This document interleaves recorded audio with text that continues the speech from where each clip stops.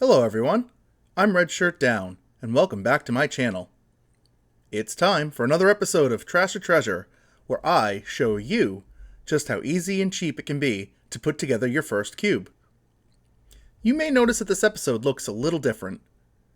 Based on some feedback, both here on YouTube and elsewhere, I'm trying out a new style of filming. If you like this, or hate it, please let me know in the comments below.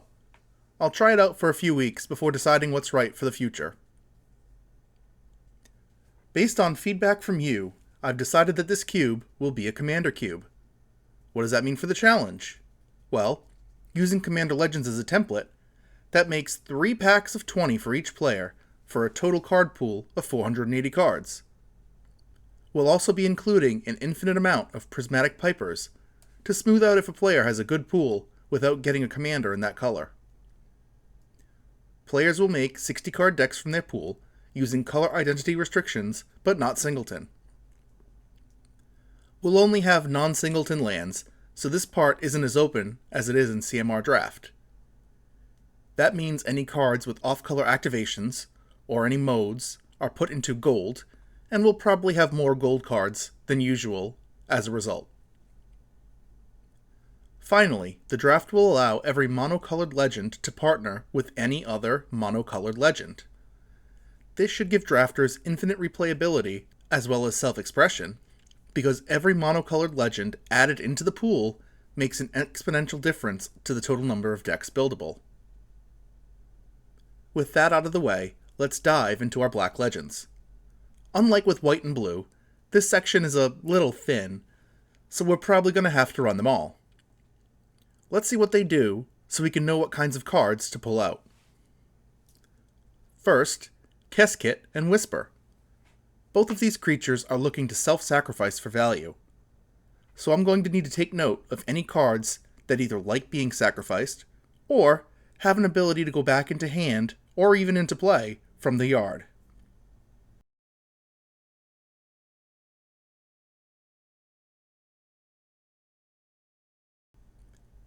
Next up is Armix, which can be a madness machine.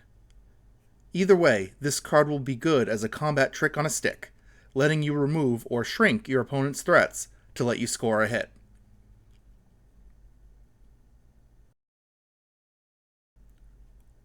Finally, Urgoros makes a player discard, or else you get to draw a card. So cards that discard, ideally for multiple opponents, will help here. Speaking of, let's talk about cards that affect multiple opponents. These are much more valuable than in regular cubes, as they'll frequently 3-for-1 or more. They can be asymmetrical board wipes, draining your opponent's life,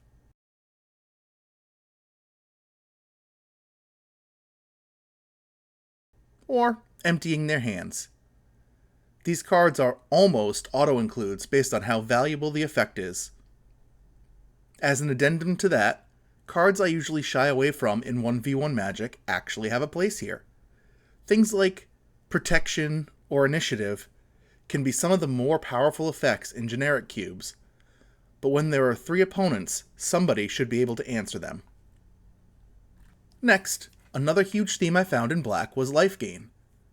We found some very good creatures with lifelink, but importantly found great payoffs as well. Plus, black loves gaining life more than most colors because it will put it to good use. A surprising synergy I found was +1/+1 counters.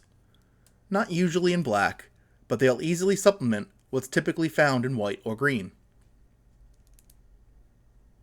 Where would black be without its kill creatures?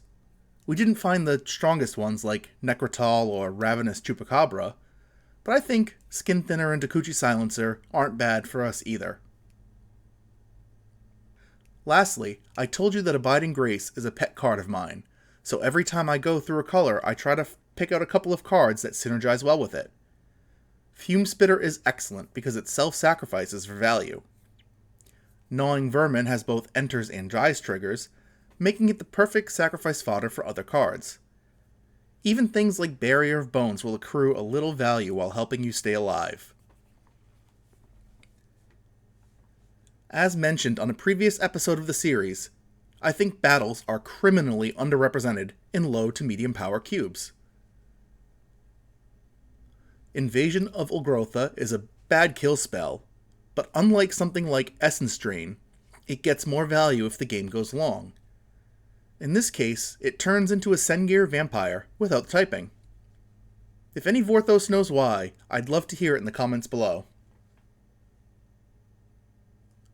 Adding into our roster of underwhelming planeswalkers comes Davriel. It's a payoff for the discard synergies that we're already running, plus it hits each opponent. This already makes it infinitely more valuable than poor Kasmina. Starting off with the artifacts is Witch's Cauldron. I think that the ability is far too slow in a regular 1v1 game of Magic, as you have to sink at least 3 mana and a creature into getting a single card.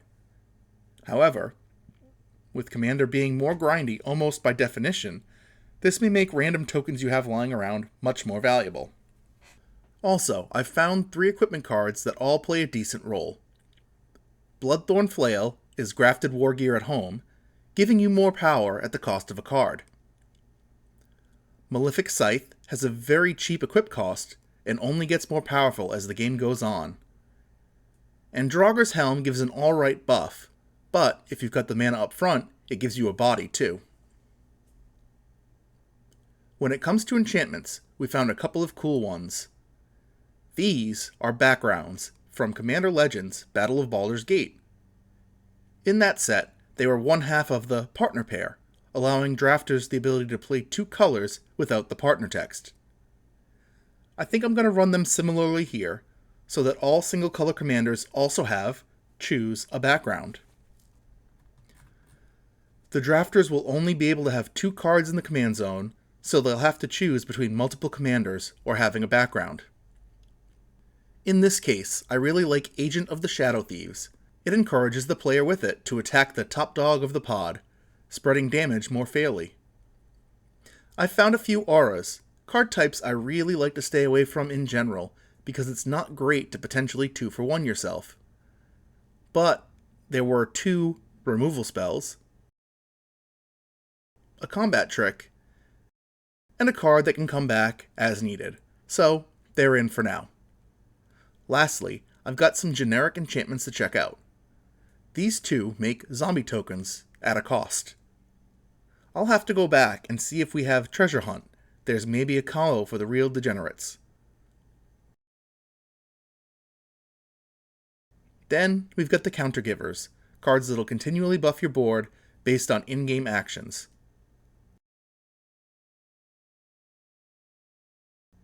And lastly, there's Greed. Expensive to cast, but once on the board, it'll give you card advantage for a song. Once again, the instants are exactly what you'd expect. We've got kill spells, kill spells, kill spells, kill spells, kill spells, kill spells, and more kill spells. Plus, I found a couple of spells that kill more than one creature. I think the most important one to shout out is Echoing Decay, as it's a bad kill spell for one dude, but it's an extinction level event against the token player. And for the last couple, we've got card advantage for a price. Spells that ask something of you the caster beyond the mana value to give you their gifts. Much like with the instants, most of the cards I pulled out here focused on destroying one or more of your opponent's creatures. Of these, I think the coolest one to shout out is Inscription of Ruin. I liked this whole cycle from Zendikar Rising, and probably put in any that we find in this environment. Then we've got the Duresses, cards that target one opponent and make them discard something. Not really a fan in this multiplayer environment, but I'll throw them in for now. I also really like this Sword Point Diplomacy I've found. I always wanted this card to be good, and it never was a player in Standard or even Commander. But these players will start at 25 life, so 9's a big chunk even if it's spread across 3 opponents. Lastly, the expensive Reanimates. Yes, Usually in Cube they're much cheaper and much stronger, but reanimating cards is still a core identity for Black. Of these, I think the most impactful will be Vat Emergence, as most cost 5, and this one comes with an upside that'll help creatures, buff planeswalkers, spread poison, or make battles hard to kill. Okay, that's going to do us for this round of Trash to Treasure. Now that we've got a solid direction for the cube, we can start shaping the environment. I think that we found a bunch of really fun Black cards to build around, especially with the inclusion of backgrounds as alternate commanders. Off camera, I'm going to go back and add in any backgrounds, multiplayer cards, or color hosers I missed in the white and blue sections. If you'd like to join me on shaping the environment, I'm going live again on Friday, September 5th at 7 p.m. EDT. I'd love to have you drop by and tell me which cards you'd love to see in this environment. Scion Sword 5, this is your last call for the Trash to Treasure 1 cube. If I don't hear back from you by next Monday, I'll just throw it up on my eBay page and let you and the community figure it out. As for this cube, I'd like to give it away as well.